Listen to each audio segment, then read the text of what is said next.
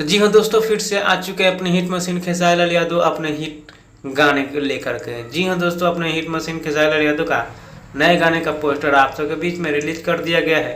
और कब आएगा, कितने बजे आएगा, कैसे सॉन्ग को आप सबको बता दें कि आप लोग देख रहे हैं प्रोवाइंस 1 मिलियन। तो फिर से एक बार स्वागत है प्रोवाइंस 1 मिलियन में।